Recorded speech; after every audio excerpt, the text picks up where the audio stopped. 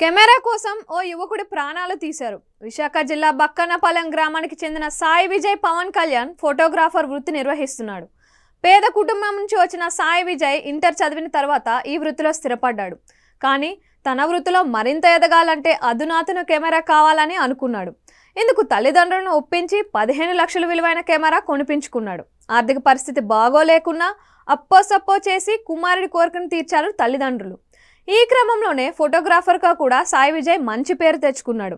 జీవితమంతా సాఫీగా సాగిపోతే విధికి మాత్రం ఎక్కడో కుళ్ళు కుట్టినట్లుంది. ఓ దుర్మార్గుడి దృష్టిలో పడ్డ సాయి విజయ్ అతగాడి చేతిలో ప్రాణాలు కోల్పోవడంతో ఆ బీద తల్లిదండ్రులు కన్నీరు మున్నీరుగా విలపిస్తున్నారు.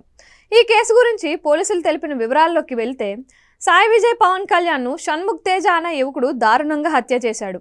షణ్ముఖ్ తేజది అంబేద్కర్ కోనసీమ జిల్లా ఆలమూరు మండలం మూలస్థానం. ఇతడి వృత్తి కూడా ఫోటోగ్రాఫరే. చిన్న చితక ఈవెంట్లకు ఫోటోలు వీడియోలు తీసి జీవనం కొనసాగిస్తూ ఉండేవాడు. ఈ క్రమంలోనే షణ్ముఖ్కు సోషల్ మీడియాలో విశాఖకు చెందిన డబ్బున్న యువతితో పరిచయం ఏర్పడింది. తనకు తాను కోటీశ్వరుడని ఆ యువతితో పరిచయం పెంచుకున్నాడు. తన వృత్తి ఫోటోగ్రాఫరే అని, చాలా కాస్ట్లీ కెమెరాలు వాడుతానని నమ్మబలికాడు. నువ్వు చెప్పేది నిజమైతే కెమెరాలను చూపించాలని యువతి కోరింది. దీంతో దిక్కుతోచని స్థితిలో పడిపోయాడు షణ్ముఖ్. ఎలాగైనా కాస్ట్లీ కెమెరాను ఆ యువతికి చూపించాలనుకున్నాడు. దీంతో ఆన్లైన్లో వెతగ్గా విశాఖకు చెందిన సాయి విజయ్ గురించి తెలిసింది. సాయి కెమెరాను ఎలాగైనా దక్కించుకోవాలని స్కెచ్ వేశాడు. సాయిని చంపితే ఆ కెమెరా దక్కుతుందని ఆశించాడు. సాయి కెమెరాను తీసుకువెళ్లి యువతికి చూపించి ట్రాప్ చేయాలని పన్నాగం వేశాడు. ఏదో ఈవెంట్ ఉందని సాయికి చెప్పి పిలిపించాడు. రావులపాలెం వచ్చిన సాయిని కారులో ఎక్కించుకొని సీటుతో గొంతులుమి చంపాడు.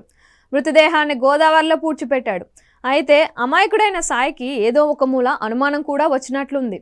రావులపాలెం వస్తూ తన తల్లికి షణ్ముఖ్ తేజ ఫోన్ నెంబర్ ఇచ్చాడు. కార్ నెంబర్ను కూడా ఫోటో తీసి తల్లికి పంపించాడు. 3 రోజులైనా సాయి విజయ్ తిరిగి రాకపోవడంతో అనుమానం వచ్చిన తల్లి పోలీసులకు ఫిర్యాదు చేసింది. దీంతో రంగంలోకి దిగిన పోలీసులు షణ్ముఖ్ నెంబర్ను కాంటాక్ట్ చేయగా స్విచ్ ఆఫ్ వచ్చింది. షణ్ముఖ్ కాల్ డేటాను పరిశీలించగా వైజాగ్కు చెందిన యువతితో పలుసార్లు మాట్లాడినట్టు తేలింది.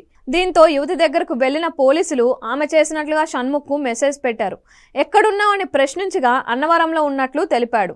వెంటనే అన్నవరం వెళ్లిన పోలీసులు అక్కడ షణ్ముఖ్ను అరెస్ట్ చేశారు. నిందితుడిని విచారించగా అసలు నిజాలు బయటకు వచ్చాయి. దీంతో షణ్ముఖ్ అసలు బండారం యువతికి తెలిసిపోయింది. షణ్ముఖ్కు సహకరించిన మరో వ్యక్తి వినోద్ను కూడా పోలీసులు అరెస్ట్ చేశారు. ప్రత్యక్షంగా కాకపోయినా పరోక్షంగానైనా మృతుడు సాయి విజయ్ చేసిన పనితో యువతి జీవితాన్ని కాపాడిన వాడిగా నిలిచిపోయాడు. ఓ దుర్మార్గుడి చేతులు యువతి మోసపోకుండా సహకరించాడని పోలీసులు సాయి విజయ్కు సెల్యూట్ చేశారు. మరోవైపు సాయి విజయ్ తల్లిదండ్రులు కొడుకును కోల్పోయి దుఃఖతీరంలో మునిగిపోయారు.